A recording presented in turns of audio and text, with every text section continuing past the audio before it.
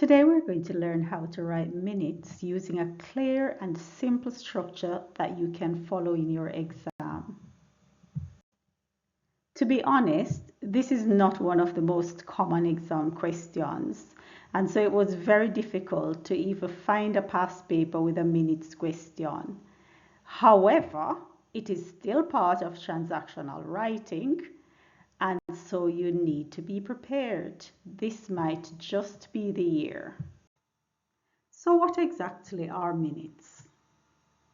Minutes are a written record of a meeting. They are clear and factual, and they show what was discussed and what decisions were made at the meeting. Minutes are written by the secretary. So basically, the secretary listens carefully and records only the important points of the meeting.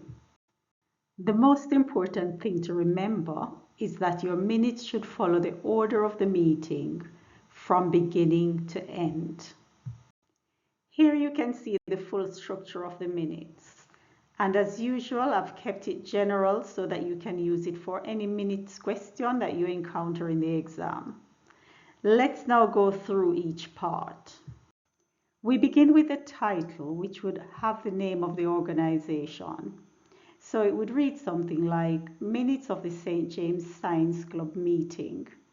This is followed by one clear statement or one clear sentence showing the date, the time, and location of the meeting. The meeting was held on February 21st at 3:30 p.m. in the main science room. Next, we have our call to order. This is where the meeting officially begins. We record who started the meeting and also the time. So we might say the meeting was called to order by Mr. Jacob Hall at 3:30 p.m. Next, we record the attendance.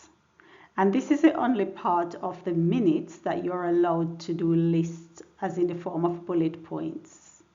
So you list the members who were present, and then you include apologies. For the section on apologies, this can be done in a sentence. So we could have something like, apologies were received from Mr. Dennis Gray and Miss Sonia Lee. This just means that these people were absent, but they made it known beforehand that they were not able to attend the meeting. Next, we have the confirmation of previous minutes. This confirms that the minutes from the previous meeting were accepted as correct. Matters arising. These are issues from the previous meeting that are discussed again in this meeting. Now we are on to new business. Now this is the most important part of your minutes. This is where the main topics of this meeting, this current meeting, are discussed. In your exam, most of the information given in the question will go into this section. Now you need to remember to write in paragraphs. So each topic that's being discussed is a new paragraph. After the new business, then we have any other business. And this includes any additional matters that were raised at the end of the meeting. So imagine the agenda is there, you've gone through the agenda, but some additional matters came up, some additional issues came up and were discussed.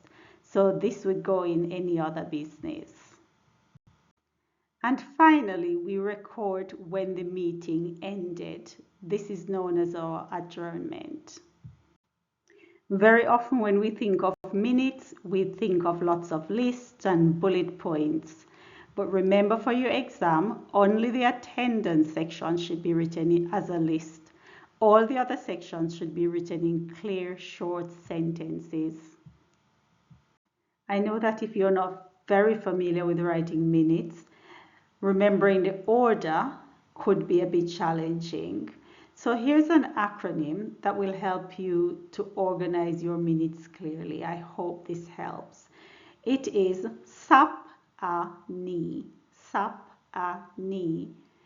S for start, which is your call to order. Then you have A for attendance. P for previous. That's the section where you have confirmation of previous minutes. A, arising, matters arising from last minute meeting. Then you have N for new, new business. E for extra, that's your any other business or extra business. And finally, E for end, which is your adjournment. Hope that helps, guys. So remember to keep your writing clear and factual. Write in sentences and follow the structure carefully. In the next video, we'll take an exam style question and write the minutes step by step. If you found this video helpful, you can subscribe for more English lessons, as I'll be doing more step-by-step CSEC writing walkthroughs. And please do me a favor by liking this video and sharing it with anyone who you think might benefit.